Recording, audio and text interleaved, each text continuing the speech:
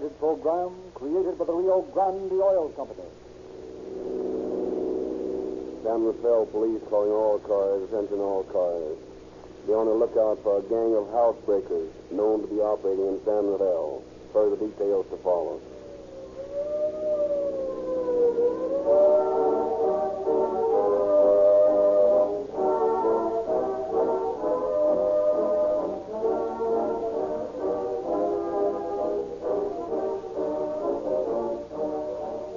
Tonight's true crime story is located in the San Francisco Bay area of Northern California. An area where the police are enthusiastic users of Rio Grande cracked gasoline. All the police and emergency cars of Oakland and the neighboring city of Berkeley use nothing but Rio Grande cracked gasoline. In Southern California, the largest law enforcement body in the West, the Los Angeles Police Department, used nothing but Rio Grande cracked gasoline. In Arizona, the largest county in the state is Maricopa, and every car operated by the county sheriff's office uses Rio Grande cracked gasoline. In fact, wherever calling all cars is heard, more police and emergency cars use Rio Grande cracked than any other brand. And all these thousands of emergency cars use exactly the same gasoline you get from your neighborhood Rio Grande dealer. At the same price you pay for ordinary gasoline, you can enjoy the extra pleasures of police car performance. And now it is our pleasure to present Chief Saban King of San Rafael, California, who will address you from the studios of station KFRC in San Francisco. Chief King.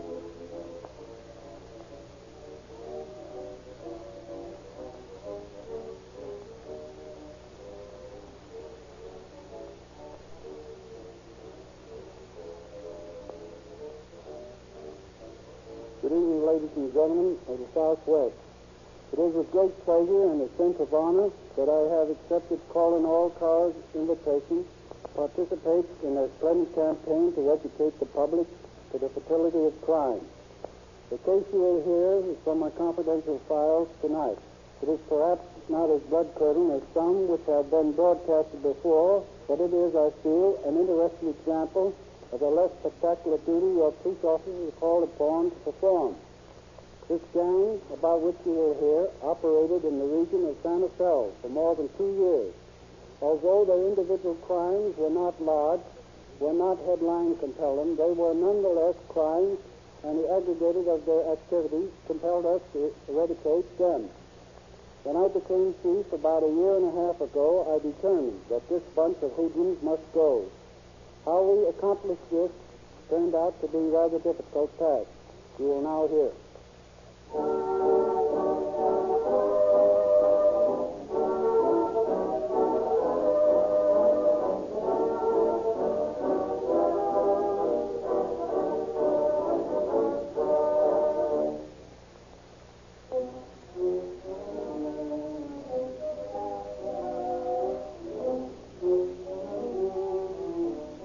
It is a brisk November day in 1934. Officer Mike Holloran of the San Rafael Police Force has just returned from his beat when Chief Saban King summoned him to his office. You wanted to see me, Chief? Oh, yes. Come in, Holloran. Something up? Oh, nothing new, but something we've got to break up. This gang of hoodlums that have been breaking in houses around here. There was another robbery last night. I've been working on that gang for some time now, Chief, and they're a tough bunch to crack. As a matter of fact, I've got a good idea who's behind them, but so far there's no proof. Nothing concrete. Well, it's up to somebody to get proof. The citizens and taxpayers are beginning to get sore about it. I've been thinking over an idea that might work, Chief. It's the only way I can see to get them with the evidence. Maybe it'd work if I could have some help. What is it? Well, I've been watching a fellow by the name of Peranini. Sam Peranini. He's a Portuguese, a night watchman. And I've got a hunch that he's the bird that's engineering all these jobs. What makes you think that? Well, in the first place, he knows his way around this town. Been here for some time.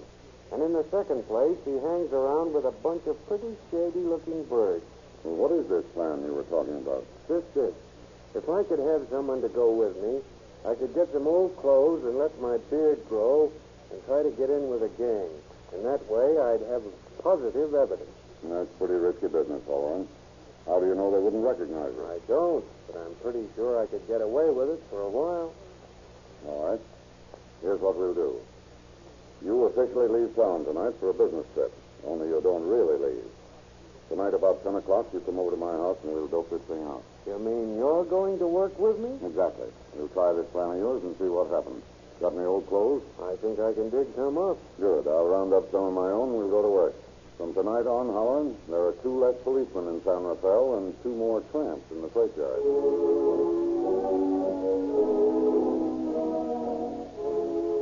Pursuing this ingenious plan, Chief Kane leaves word that both he and Holloran will be out of town for a few days. Then that night, he and Holloran leave his home, change into old clothes, even apply a touch of makeup to complete their transformation.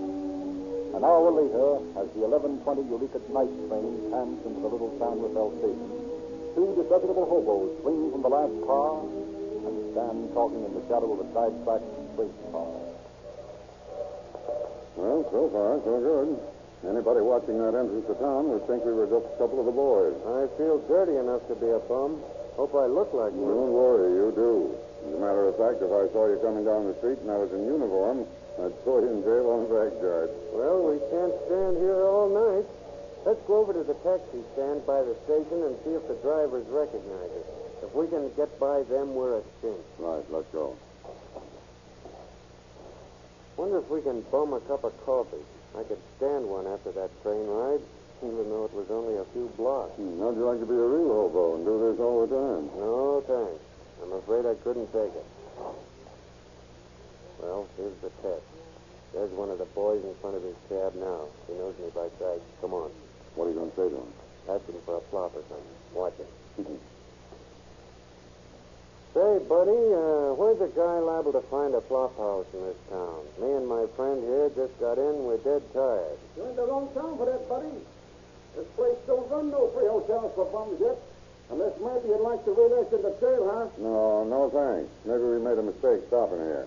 Come on, Al. Let's drift. Okay. And thanks, buddy. Oh, don't mention it, buddy. Must have a good police department here. Yeah. Anyway, he didn't know you. Now what do we do? There's a place around the corner up here where Paranini hangs out. It's a sort of a dive. Maybe we could mosey in there and get an earful. I don't think we both ought to go in. I'll go in, you stick around in the near vicinity and see what happens. And if something does happen? Well, just use your own judgment. And it better be good. Okay. Let's part company here, then. I'll meet you up at the next corner in 15 minutes. Right. Good luck, Chief. Thanks. Same to you.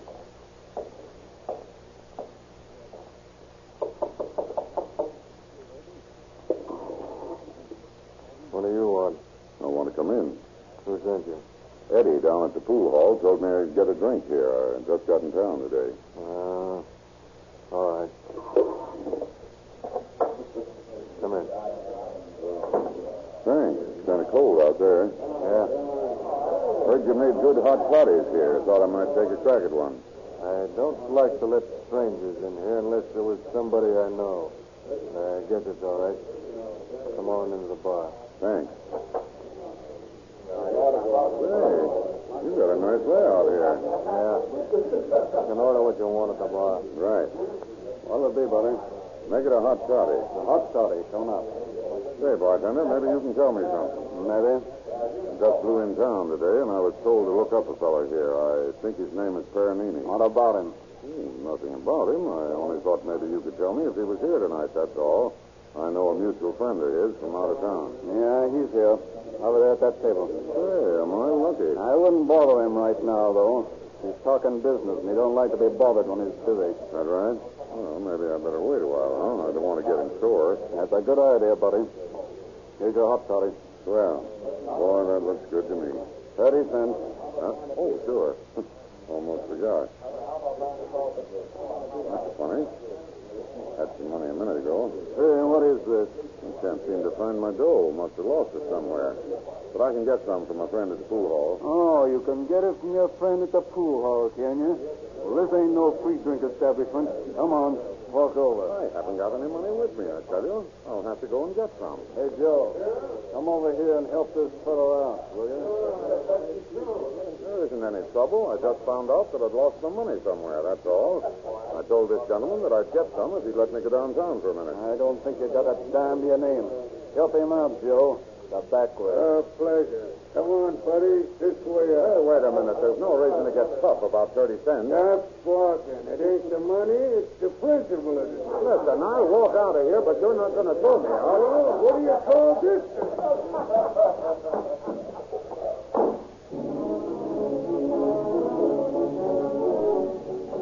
Brutally hurled to the pavement, Chief Kane lies unconscious on the sidewalk until a passing pedestrian sees him and turns in a call to the police department. And a few minutes later, 2 officers arrive in the patrol wagon to pick up the supposed drunk.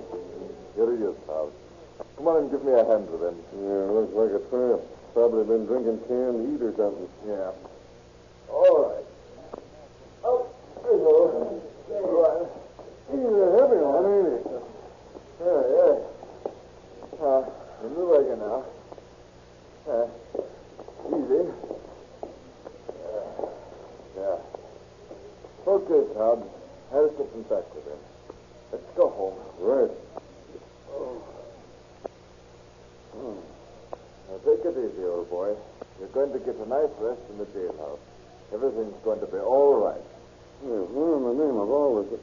Hey, wait a minute. What's going on here? Need your help? No, he's waking up, that's all. Sarge, deliver my camille. What's the matter? Look. The thief. That's right, boy. What are you doing here in these clothes? I got bounced out of that joint. But I don't see. Look, boy. Slide me around the corner there, will you? Just pretend that you don't know me until we get away from here. I'm on a job. Oh, okay. Come on, Sarge. All right. I'll tell you all about this later. Meanwhile, I don't want you to say anything about it to anyone. Make out your report and simply state that you answered a call, found a man on the sidewalk, and gave him medical aid, and then released him. Yes, sir. For your own satisfaction, I'll tell you this much. Foreign and I are working on a job here in town, and we don't want anybody to know who we are. That's why they're disguised. I've never had such a surprise in my life. You could have knocked me over with a bridge girder. Good. Wait a minute. Here's where I want to get off. Pull up here, Sergeant, will you? Right.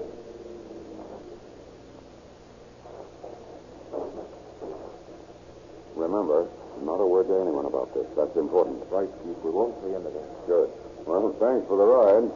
The first one I've ever had in the rear end of our patrol wagon. And it's not bad. Not bad at all.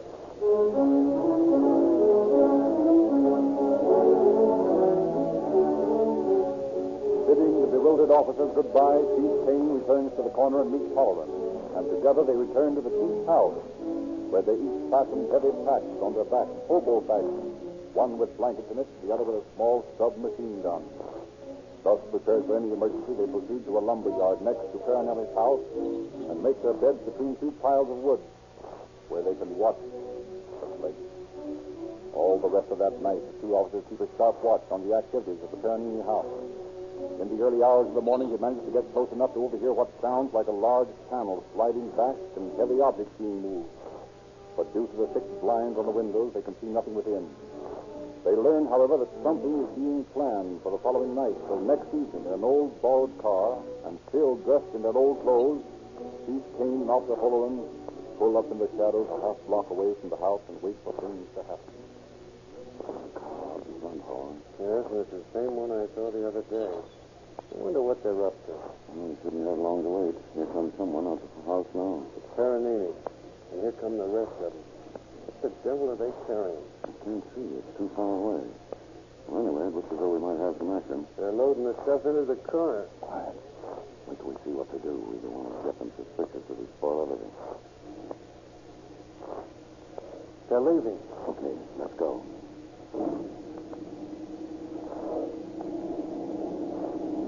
Keep plenty of distance, fellow. I will.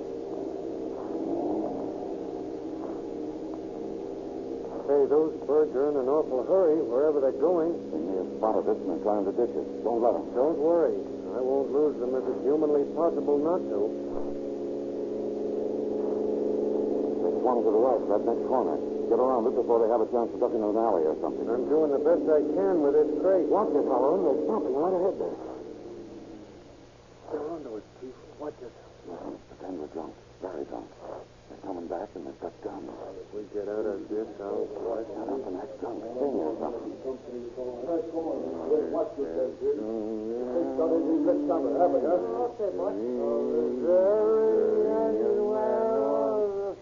Pick up your hands, you.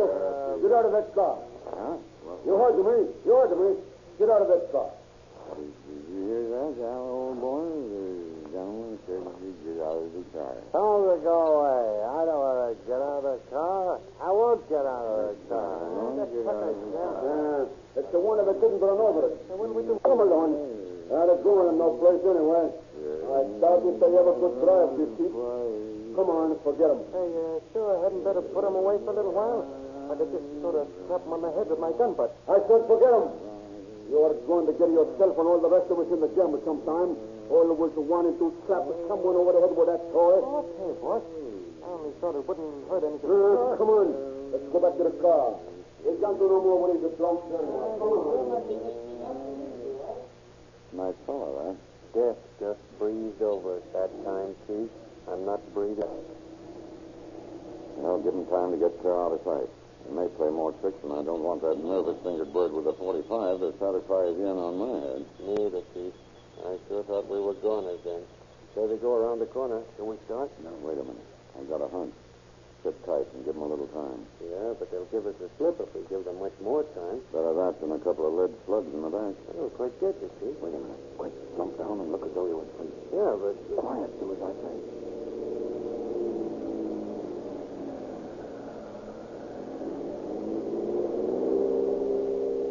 I thought they might do that. They drove around the block and came back to make sure. Boy, am I glad you thought of that. Come on, get this thing started. I think we can follow them safely enough now, just as long as we don't get too close. Okay.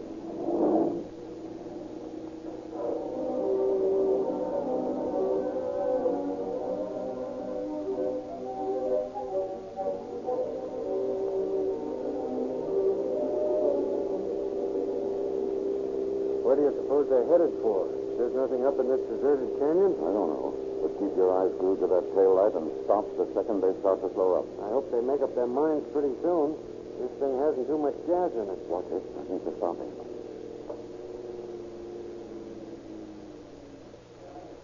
Got off the motor. They're getting out of the car.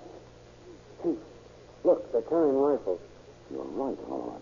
What the deuce do you suppose? Look, they're flashing a spotlight up the side of that hill. What's that? For the dirty tramps, they're shooting deer, using a spotlight to blind them and then blasting them.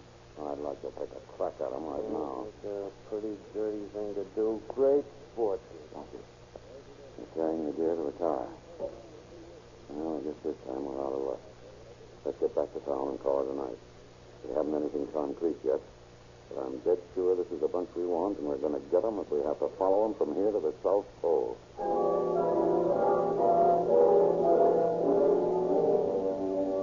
The following night, Chief Kane and Holloran stake out on Paranini's house, but there's no sign of life. The next night, however, they have better luck when they manage to trace the gang to the San Rafael yacht harbor. From the shadow of a boathouse, they observe two of the men working on a yacht anchored just off the pier. The officers creep slowly out onto the pier.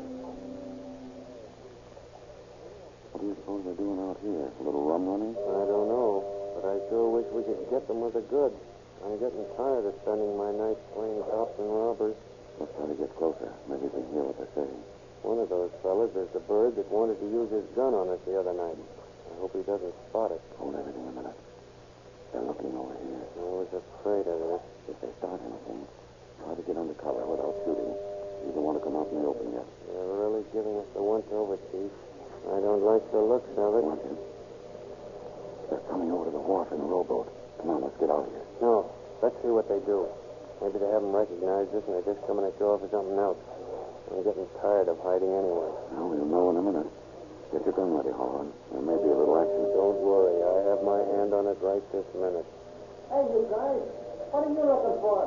Oh, just looking around. Nothing in particular. Well, this is a private pier. We don't want any visitors hanging around. First time I ever knew it was private. This pier belongs to the city. Listen, my guy. I said it was private. I meant what I said. That's Sam. Watch it, Holland. He's got a gun in his pocket. Go on. Beat it before I let you have one. Sorry, but we're not going anywhere. Oh, yeah? Did he get you, Holland? No, miss. Let's see if we can edge over to the side of the pier and get a shot at them. Getting so foggy you can't see anything out here. Yeah, I can hear them in the boat out there, but you can't see anything. What do we do now? Stick around, see what happens. Listen, it's a squad car. Yeah. Well, they must have heard that shot. Come on, we don't want the boys to know what's up yet. They might spoil all the work we've done. Think we can make our own I car? think so. Come on. Here we are. Let this heap moving quick.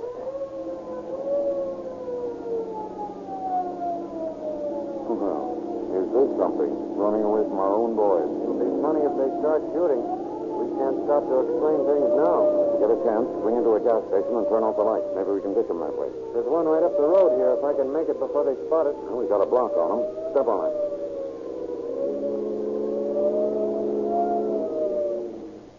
Boy, turn off the lights. There.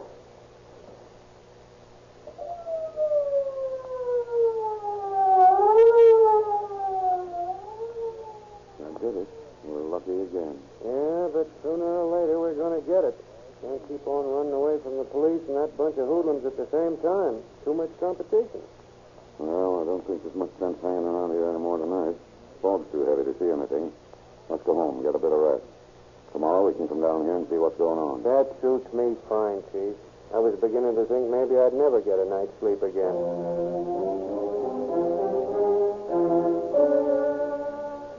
The next night, Chief Kane and Holloran borrow a different car and drive to the Peronini house. As they approach, they see the gang's white car pulling away. Following it, they arrive at the other side of the town in a residential district where the white car comes to a stop. Go on by, and don't look as though you've noticed us. Right. All right. Now we can slow down. Did you notice that house they stopped in front of? Somebody's either moving in or out of it. All the furniture's on the porch. Yeah, let's park the car here and walk back. Okay.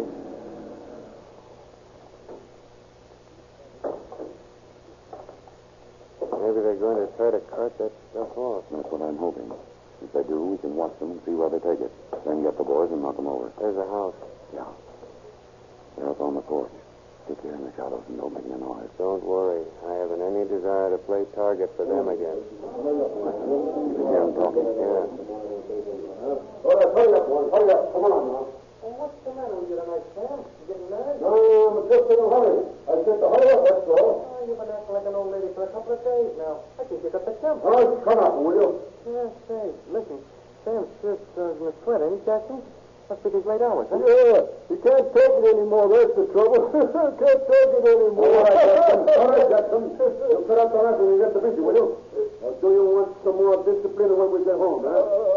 No, I don't. I'm sorry, sir. I won't say nothing more, honest. That's better. Yeah, I've got all the stuff out of these drawers, eh? Good. Take it up to the car. We'll be out in a minute. Okay. You got everything, Jackson? Yeah, what there is to get. Mostly old clothes, a couple of furs here. Not worth nothing much. All right, that's enough. Let's get away from here. We'll go back to the house and put this stuff away and have a drink. You need one. Shut up. That's all we need, Holloran. Let's go back to headquarters and round up the boys. We'll make our arrest tonight.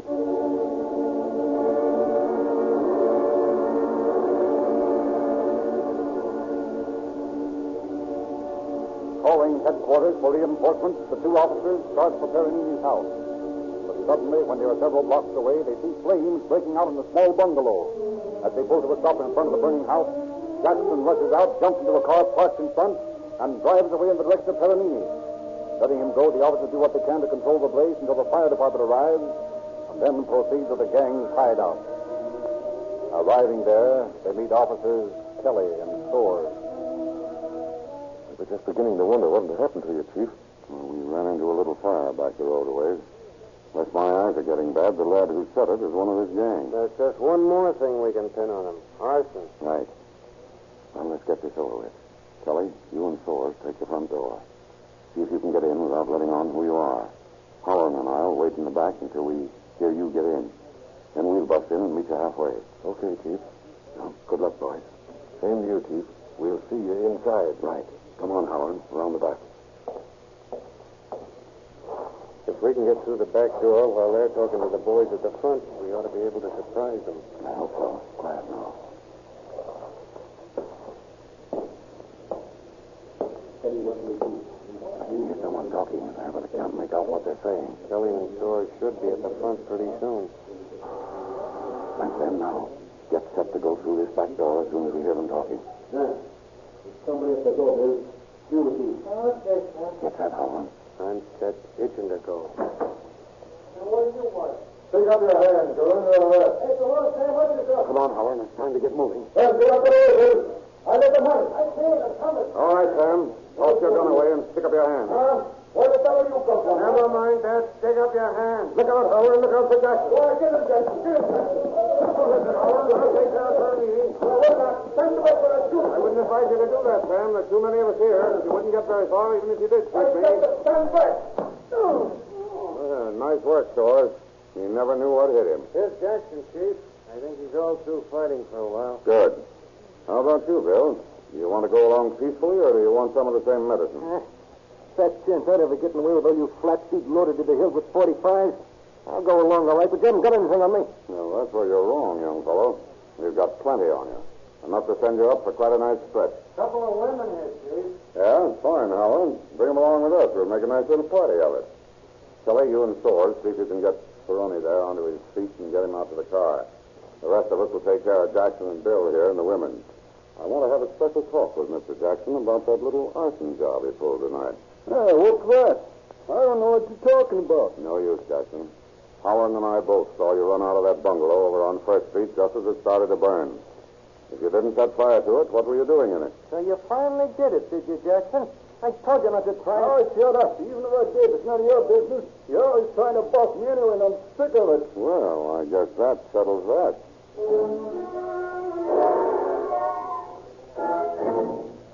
After a few persuasive days in jail, Peroni confessed to a long list of robberies. He was quickly brought to trial and sentenced to San Quentin Penitentiary for from 1 to 5 years. Jackson drew a sentence in the state insane asylum. The 3 women, never having actually participated in the robberies, were released on probation. And Hawkins was given 3 months in the county jail and then released on 5 years probation.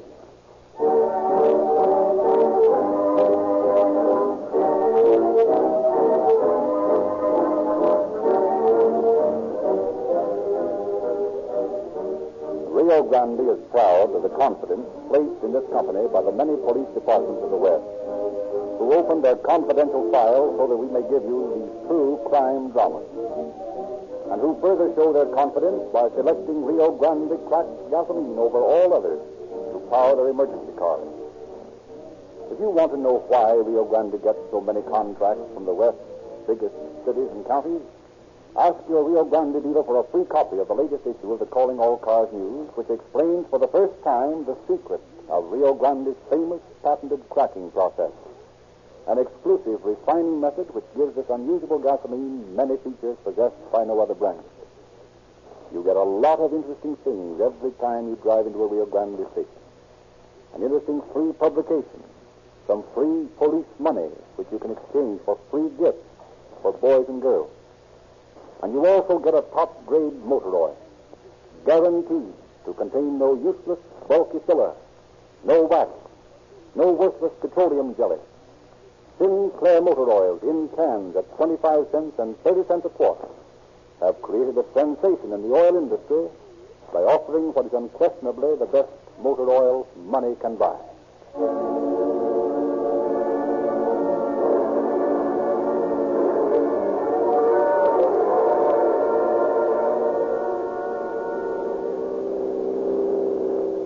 San Rafael Police calling all cars, attention all cars, cancellation broadcast 121 regarding a robbery gang.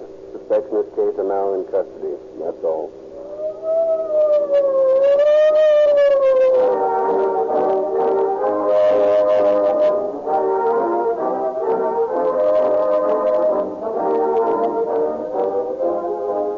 This is your narrator, Frederick Lindsley, bidding you good night for the Rio Grande Oil Company.